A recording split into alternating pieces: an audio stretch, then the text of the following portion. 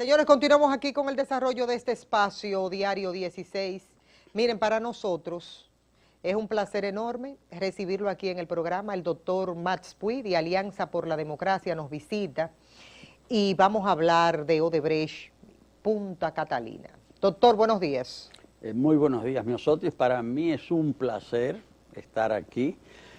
Aprovecho para, agradecer la invitación, pero también para saludar a todas las personas que nos miran y nos escuchan en este momento. Así mismo es.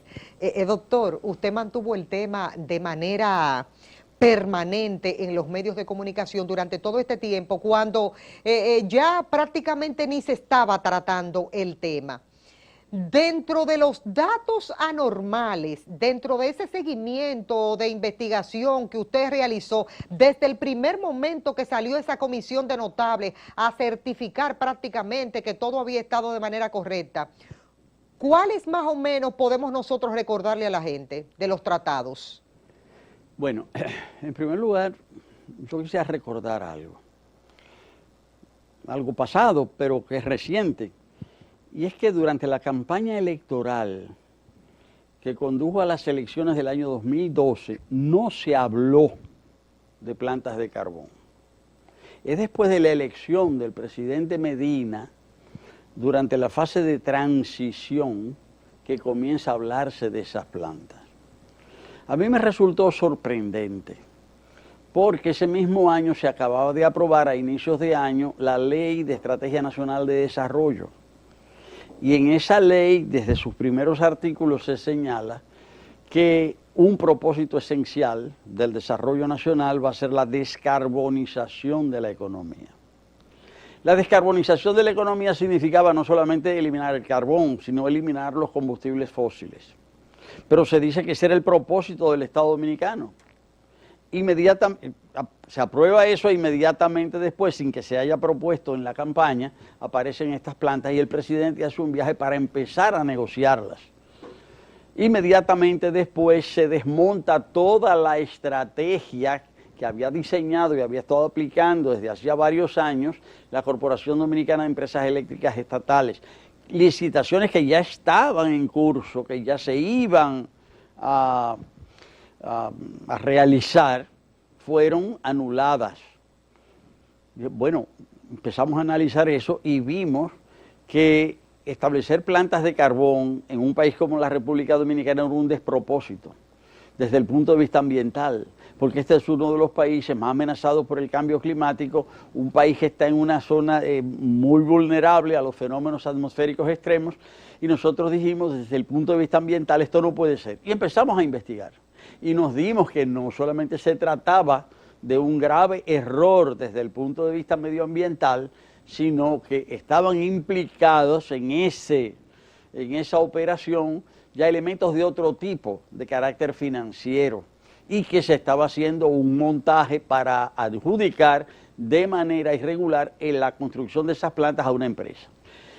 Yo estoy hablando de mediados del 2012, inicios del 2013. La contratación de la constitución de la llamada Comisión de Notables, que fue presidida por Monseñor Agripino Núñez Collado, se produjo mediante decreto presidencial número 6-17 del 10 de enero del año 2017. Es decir, apenas menos de 20 días, a menos de 3 semanas de la confesión de la empresa Odebrecht, que se había producido, me parece que el 22 de diciembre de 2016, ante una corte de Nueva York, reconociendo que para la obtención de contratos esa empresa había pagado sobornos como en una decena, unos 10 países. Y que dentro de esos países, con un monto muy alto, se encontraba la República Dominicana, donde la empresa confesaba haber pagado 92 millones de dólares para la obtención de contratos de construcción. El propósito del gobierno de una vez fue sacar dentro de esas empresas la obra más importante del gobierno del presidente Medina. Es decir, inmediatamente se hizo claro el propósito de que había que demostrar que había habido corrupción en todas partes, menos en esa obra. Y se forma la comisión. ese decreto, formando esa comisión, era un decreto ilegal. Era un decreto ilegal porque ya ese caso estaba siendo investigado por los tribunales. Entonces se le pidió a un grupo de personas ajenas al Ministerio Público que investigara un hecho bajo investigación. Varias personas y organizaciones señalamos en ese momento que ese decreto estaba planteando algo irregular, o sea, que la presidencia, el Ejecutivo no podía montar esa comisión porque eso era una interferencia del Poder Ejecutivo en una acción que ya estaba en curso en el seno del Poder Judicial. Es más, hubo una organización, el Comité Nacional de Lucha contra el Cambio Climático, que presentó una acción directa en inconstitucionalidad ante el Tribunal Constitucional para que el Tribunal Constitucional anulara ese decreto por inconstitucional. Y el Tribunal Constitucional no hizo nada. Dejó que pasara el tiempo. Y cuando vino a pronunciarse, ya la comisión había cesado en sus funciones, ya había hecho el trabajo que le habían encomendado. Entonces el Tribunal Constitucional dijo, ya no tiene objeto que nos pronunciemos porque ya la comisión no existe. No es cierto, porque lo que la comisión había dicho estaba teniendo efectos, porque lo que la comisión dio como dictamen, como resultado, fue asumido como válido por la Procuraduría General de la República. Aunque la comisión no existiera, lo que la comisión dijo sirvió como aval. Sirvió como aval sin que existiera base constitucional legal para eso. Y el Tribunal Constitucional, en vez de decirlo, lo que hizo fue escurrir el bulto. Pero esa comisión se auxilió en su trabajo de una empresa llamada FTI. Y esa empresa había sido contratada por Odebrecht para trabajar con Odebrecht en Colombia. Y nosotros nos enteramos de eso. Y nosotros declaramos eso, que esa empresa estaba concursando y que esa empresa no podía ser contratada. Porque esa empresa estaba relacionada con Odebrecht. Esa empresa, habiendo estado contratada por Odebrecht, no podía participar en la investigación de ese hecho. La comisión dijo que no, que eso no importaba. Entonces esa empresa vinculada a Odebrecht fue la que asesoró la comisión de notables para decir que Odebrecht no tenía nada que ver en las irregularidades de la comisión. Cuando uno necesariamente relaciona y habla de la CDE, ¿qué implicaciones de una u otra forma de los asesores internos y de los asesores externos de la CDE? Bueno, es que el informe que produjo la comisión de notables, aunque ese informe señala que no hubo irregularidades, lo dice de entrada, no hubo irregularidades, pero cuando uno lee el informe, cuando uno lee las 200 y tantas, casi 300 páginas de ese informe, uno se da cuenta que ese informe está lleno de informaciones acerca de irregularidades. Es muy sintomático porque la comisión no pudo obviar la realidad, tuvo que decir cómo fue, pero dice, pasó esto, pasó esto, pasó esto, pasó esto, pero eso no es irregular, no hubo irregularidades. Pero en realidad hay muchas informaciones, y yo lo dije en su momento, que eran susceptibles de ser utilizadas en un juicio de carácter penal. Es más, yo recuerdo haber dicho eso aquí mismo en este programa. Dije, aunque el informe, aunque la comisión dice que no hubo irregularidades, a lo largo de sus páginas están explicadas, están descritas muchas de esas irregularidades. Ahora, lo que acaba de salir, el informe de la comisión de periodistas de investigación. Sí, de periodistas de investigación, con sede en Consorcio Washington Internacional, demuestra que sí. Demuestra que la licitación Odebrecht fue montada, que fue organizada. Es decir, ese informe de la Comisión de Periodistas demuestra que hubo asociación de malhechores. Pero hay un dato, doctor, para usted, para Sí. el doctor Machpuy. ¿No recibió los datos el procurador por parte de la empresa Odebrecht y solamente recibió una parte para actuar con lo que él le mostró a esta sociedad? ¿Podría uno admitir ese dato? Bueno, en primer lugar yo quiero señalar algo. Han renunciado 3 personas. Es decir, Sí, en el caso... Salcedo Gibre, Sí. en el caso del subadministrador del Banco de Reservas, Ibarra, y bueno, no, en esa parte no hay renuncia, sino en el caso del economista Andy Daguarre, que ha sido mencionado. Sí, pero lo que yo quiero destacar es lo siguiente, que de esas personas, parece el señor Salcedo, era la mano derecha del vicepresidente ejecutivo de la CDEE para los fines de asesoría financiera durante la organización de la licitación. Asesor externo. Sí, pero directamente, es decir, era directamente el que asesoraba al vicepresidente ejecutivo, es decir... A Rubén Bichara. Sí, es decir, que esto toca directamente a la vicepresidencia ejecutiva de la CDEE, pero todo eso ya estaba en el informe de la comisión no el hecho de que él trabajaba estaba trabajando para Odebrecht, porque eso era secreto, y por algo le pagan de manera secreta. Es decir, si a usted no le van a pagar por un trabajo público de manera secreta, si usted trabaja público, le pagan público. Y usted delante de todo el mundo cobra el cheque, usted declara eso el impuesto sobre la renta, usted paga sus impuestos. Pero si a usted le pagan escondido, de parte de un departamento, de una institución que está hecha para eso, para pagar escondido, porque se están pagando sobornos, y después usted esconde eso y no paga los impuestos correspondientes, usted y todo eso para lograr un propósito, usted está participando en una trama, una asociación de malhechores para lograr un propósito ilegal. Y entonces por eso le pagan a escondidas y después el dinero que usted se gana, usted se roba, ¿verdad? Después del dinero que usted recibe de manera irregular, de manera ilegal por completo, usted lo esconde, no paga impuestos y se hace pasible también del delito de lavado de activos.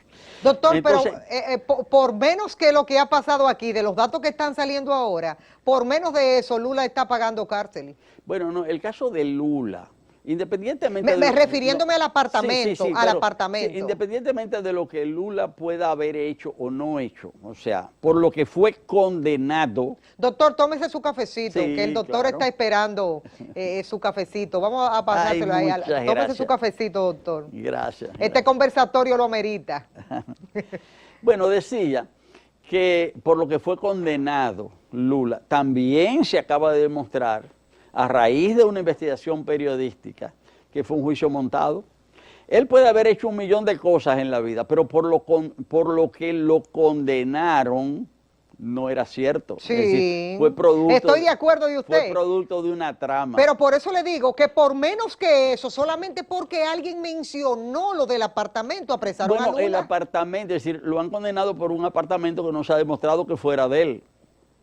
Y parece que aquí se compraron muchos apartamentos, muchos apartamentos. Pero las preguntas están relacionadas, están vinculadas con un hecho, y es que el Estado Dominicano, a través de la Procuraduría General de la República, había firmado un acuerdo de colaboración con la empresa. Hay que decir que República Dominicana fue el país, de los países involucrados, ¿verdad?, en el escándalo de Odebrecht, el que firmó el peor acuerdo de colaboración de todos los países, de todos. El peor acuerdo. ¿Por qué? Porque generalmente casi todos los países firmaron acuerdos con el Ministerio Público, y aquí se firmó un acuerdo que permitía incluso a los países interrogar directamente al Ministerio Público de Brasil. Así sucedió en Perú, donde hubo testimonios directos de la empresa por vía diferida, por Skype, en el juicio en Perú, donde el Ministerio Público participó directamente en la investigación, es decir, en el juicio oral y contradictorio. En República Dominicana no. En República Dominicana el compromiso entre el ministerio fue entre el Ministerio Público y la empresa. Y ese acuerdo pues eximió de muchísimas responsabilidades. Doctor, pero una a la preguntita. empresa. Si Odebrecht le entregó documentación a la Procuraduría General de la República y a raíz de eso se hace un acuerdo, si no le dio la documentación completa, entonces el acuerdo no es válido. Bueno, hay dos cosas. O le entregó toda la información o no la entregó. Si entregó la información y el Ministerio Público la ocultó, entonces ahí está más que evidenciada la colaboración del Ministerio Público con la acción delictiva, es decir, el encubrimiento, es decir, el Ministerio Público escondió la información. Y eso, bueno, invalida todo el juicio, es decir, ahora, si por el contrario, la empresa no ofreció esa información, en ese caso, efectivamente, se debe invalidar el acuerdo de impunidad firmado con Odebrecht. Pero es mucho más complejo el caso porque ya se sabe que los propios juicios en Brasil estaban contaminados, ya se sabe. Entonces aquí se está diciendo, se va a invalidar el acuerdo con Odebrecht, es decir, porque Odebrecht no cumplió. Entonces vamos a hacer un acuerdo con el Ministerio Público, pero si el Ministerio Público de Brasil, como se acaba de demostrar, está contaminado también, la cosa llega muchísimo más lejos. Las declaraciones ayer del procurador no empeora las cosas, porque él dice que la investigación más seria que se ha realizado en la historia de la República Dominicana ha sido la que él realizó. Bueno, yo pienso que este señor está atrapado sin salida. Está atrapado sin salida. Cualquier cosa que él diga en este momento,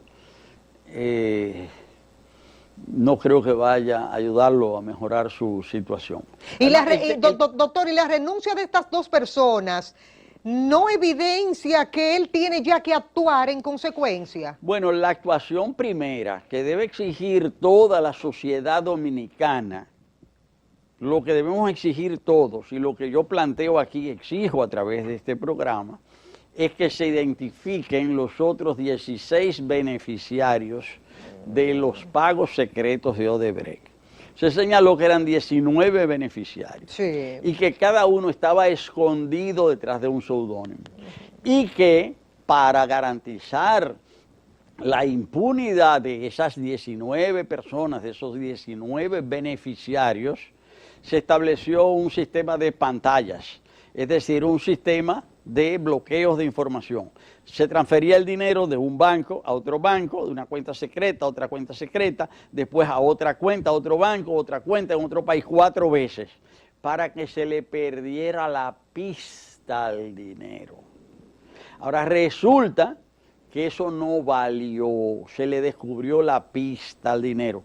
Como se dice un refrán, por el hilo se llega al ovillo.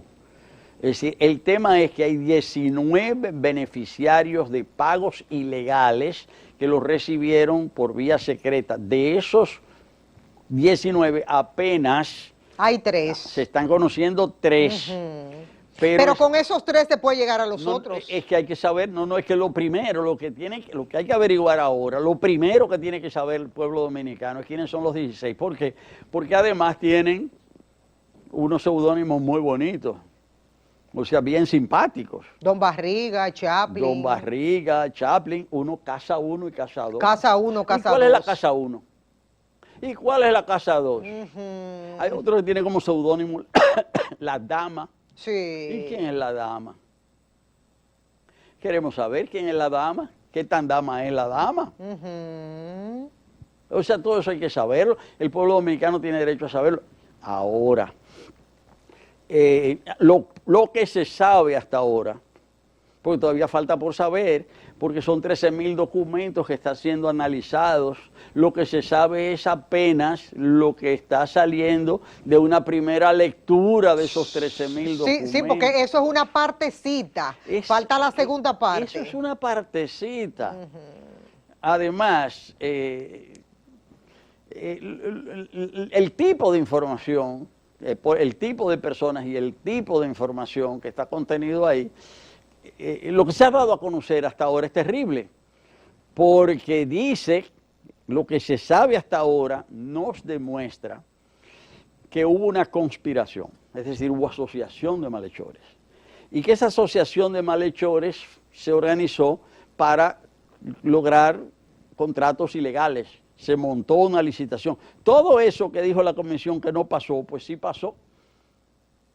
O sea, sí pasó. Entonces, hubo conspiración, hubo contrato ilegal, adjudicación ilegal del contrato, hubo contrato ilegal, hubo beneficiarios y luego hubo encubrimiento de parte de prácticamente los llamados 3 poderes del Estado.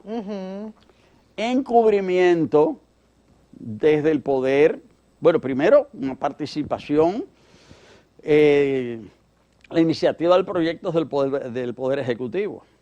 El encubrimiento formando la comisión es del Poder Ejecutivo, el decreto lo hace el presidente de la República. Hay un dato que se le queda, doctor. Ajá. Si los que se incluyeron en este expediente, que fueron enviados a juicio de fondo, si todos los que están ahí, que se enviaron 6, si todos esos 6, tal vez hay algunos de ellos que se metieron en ese expediente sin tener ninguna cuota de responsabilidad. Es posible, es perfectamente posible.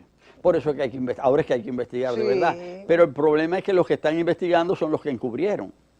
Entonces, no le podemos pedir que investiguen si ya se sabe que ellos no están del lado de la investigación, ellos están del lado del encubrimiento, ellos están del lado del ocultamiento. Entonces eso afecta el sistema político en su conjunto, afecta a todos los poderes del Estado, afecta a la presidencia, que hizo el decreto, afecta el poder legislativo por todo lo que participó el poder legislativo en la trama mediante la aprobación de los contratos. Doctor, pero el mismo procurador dijo cuando estaba en el proceso de investigación que iba a dejar fuera Punta Catalina porque no estaba incluido en todo. No, pero es que ya se demostró que eso era falso. Bueno, ahora lo sabemos de antemano. Bueno, antes lo que teníamos era la duda. Bueno. No teníamos pruebas fehacientes. Claro, a eso me refiero. En realidad lo sabíamos. Incluso la renuncia del funcionario del Banco de Reservas también tiene como objetivo aparente proteger el banco. Sí. ¿Por qué? Porque dice, esto lo hice yo, muchas gracias por la confianza. A mí me parece, una opinión muy de Miosotis Grullón, que lo llamaron inmediatamente, sale el nombre, renuncia para no afectar el banco. Bueno, es que de todas maneras, es decir, lo que hay que ver, todo eso hay que investigar. Además, eso no se estila, doctor, y usted como fue funcionario lo sabe. Aquí no se estila que funcionarios renuncien de sus puestos. Bueno, pero de todas maneras, es que eso está relacionado, es que hay mucho por investigar ahí, hay que investigar ahí cuál fue el rol específico de ese funcionario, porque yo tengo entendido, y esas de las cosas que hay que investigar y yo lo he señalado desde hace tiempo. Lo que pasa es que ahora estoy hablando mucho más cómodo, porque antes yo estaba diciendo, tengo toda una serie de indicios que apuntan en esta dirección. Ya no se trata de indicios, se trata de pruebas fehacientes. Y yo había señalado que los pagos el primer pago que le hizo el Estado Dominicano a Punta Catalina, o sea, para la obra de Punta Catalina, se hizo de manera precipitada. O sea, fue un pago acelerado, un pago que se hizo muy pronto. Y la información que yo había recibido desde hace años, que hay que acabar de investigar ahora a ver si fue así, fue que esa comisión se necesitaba de urgencia porque ese dinero se iba a utilizar en la compra de delegados para la elección del Comité Central del Partido de Gobierno. Y que ese dinero, en el año 2014, se utilizaría para producir una mayoría en el comité central del partido de gobierno para que ese comité central eligiera un comité político que respondiera a esa mayoría. Entonces ahora es un trabajo de investigación, es decir, y ese trabajo hay que hacerlo también en el banco, es decir, qué papel jugó el banco en, vamos a decir, en el aceleramiento de esos pagos. Pero como se observa, esto toca Presidencia, Tribunal Constitucional, Procuraduría General de la República, Suprema Corte de Justicia, porque la Suprema Corte de Justicia terminó aceptando como válido lo que dijo la comisión ilegal que formó la Presidencia y que no declaró ilegal el Tribunal Constitucional. Están todos embarrados. Están todos embarrados de arriba hasta abajo. En ese sentido, por eso es que todavía no hay ninguna reacción. Lo que declaró el Procurador General de la República fue una declaración aislada ahí, le preguntaron, tenía que decir algo, pero aquí está todo el mundo silencio. Doctor, usted lo está ayudando. No fue que debió decir algo, sino con lo contundente de lo que está pasando, él debió dar una información a esta sociedad. No, pero es que todo, es decir, ¿qué va a decir Presidencia sobre ese decreto ilegal? ¿Qué va a decir aquí no han hablado? El procurador, vamos a actuar en los próximos días con relación a los datos que están saliendo. Aquí no ha hablado nadie. Es más, todavía, es decir, no solamente en las fuerzas políticas, los partidos políticos, como partidos políticos, no se han pronunciado. Claro, la Alianza por la Democracia hizo un documento y lo publicó la semana pasada, explicando su posición sobre los pagos secretos ilegales de Punta Catalina. Pero eso es un documento oficial del APD. Yo creo que es el único documento oficial emitido por la dirección de un partido político en la República Dominicana hasta ahora, después de la revelación. No sé, quizás haya otro y esté siendo injusto. ¿A qué usted cree que el segundo partido de la oposición, que es el PRM, no haya dicho ni esta boca es mía? No tengo explicación. Esa explicación la deben señalar ellos. A lo mejor estarán muy ocupados por otros temas que ellos consideran muy importantes. No sé. En realidad no me puedo pronunciar porque podría ser injusto si me refiero a algo que yo desconozco, porque desconozco la razón. Pero le sorprende. Como presidente de un partido que usted tiene, usted le sorprende, ¿verdad? En este caso lo que es importante para la APD es que el APD se pronunció. Eso es lo que es importante para nosotros, responsablemente, como tenemos 7 años pronunciándonos sobre ese caso, que aquí hay gente que vino a despertar ahorita al respecto. El silencio en el poder, ¿qué lectura tiene para usted? Bueno, es que se ha descubierto que el poder... ¿Amerita que el presidente hable? Bueno, es que no solamente hablar, es que no se trata de hablar, es que no se puede hablar por hablar. El presidente no puede hablar para decir que no le gustó, para decir que está mal, o sea, de hablar tiene que ir más lejos. Además, decir cualquier cosa y que después aparezcan ciertos nombres entre esos 16, es una situación muy, muy difícil en la que están todas estas personas implicadas. Entonces no son solamente personas que están en altos niveles de la administración, de la justicia, del poder legislativo, en el plano, gente que está en el plano empresarial, gente que está en los medios de comunicación, en fin. Esto es un asunto muy serio. Aunque esos seudónimos complica la situación, porque ese es un proceso de investigación que hay que hacer para determinar quiénes son. Pero yo creo que ya no es tan difícil, eso se va a saber bastante rápido. Y mientras más dure en saber, se va a hacer peor, porque va a haber más especulación. O sea, mientras más dure esto en saberse, peor. Mientras más rápido se limpie, ¿verdad?, ese foco infeccioso, mejor.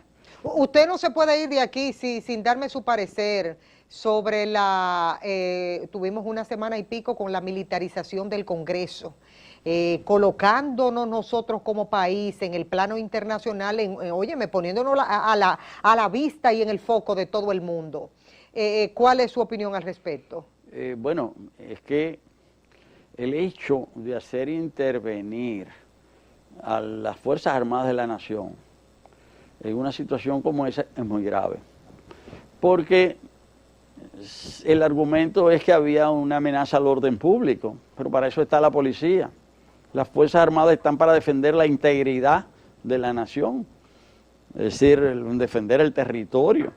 Es decir, en este caso las Fuerzas Armadas fueron involucradas en una acción de policía, pero no en cualquier acción de policía, en una acción de policía que se relaciona directamente con el primer poder del Estado, en un momento en que la República Dominicana está siendo objeto de mucha preocupación externa.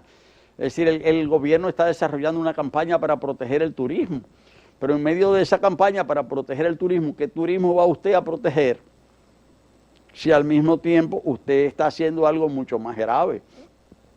O sea, como esa ocupación militar. Yo tengo entendido también que esa desocupación rápida fue resultado, entre otras razones, de la repercusión internacional negativa que estaba teniendo ese hecho. Además, el rechazo por todos los sectores del país. Porque ese cerco, en un momento en que el presidente de la República está planteando modificar la Constitución de la República mediante cualquier medio a su alcance, lícito o no lícito, porque eso es lo que está en juego, es decir, esforzar una reforma constitucional, ocupar militarmente el Congreso en ese contexto, significa que se le estaba poniendo un cerco militar no al Congreso, sino a la democracia dominicana. Lo que estaba haciendo cercada era la democracia dominicana.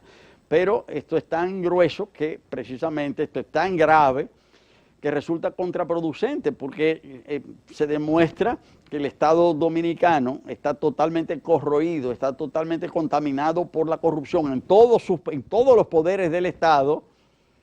Se demuestra eso al mismo tiempo que la presidencia de la República, que el Ejecutivo pretende modificar la Constitución para perpetuarse en el poder. Y el término no es mío, es de la hermana del presidente. Cuando uno evalúa la situación actual del Partido de la Liberación Dominicana y esa lucha entre Danilo Medina, Leonel Fernández, ¿cómo usted desde fuera visualiza eso?